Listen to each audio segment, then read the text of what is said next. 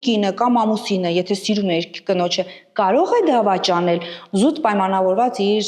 սեքսուալ պահանջմունքներով։ Սեռական կյանքում առկա խնդիրները վաղ թե ուշ մարդուն ստիպելու են մտածել այլընտրանքային տարբերակների մասին, բայց ոչ բոլոր դեպքերում է, որ դավաճանության հիմքը լինում է սեքսուալ կյանքում առկա խնդիրները։ Ես ունեմ բազմաթիվ պացիենտներ, ովքեր տղամարդ պացիենտներ, ովքեր ունեն ընկերուհի,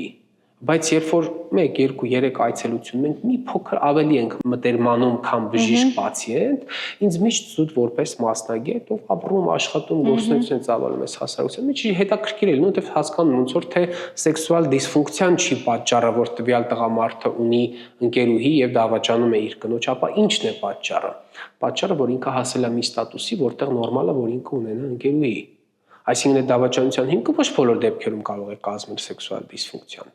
Ինքը սեքսուալ դիսֆունկցիայի պատճառով չի եկել, ինքը եկել է, որտեղ ունի ինֆեկցիաներ։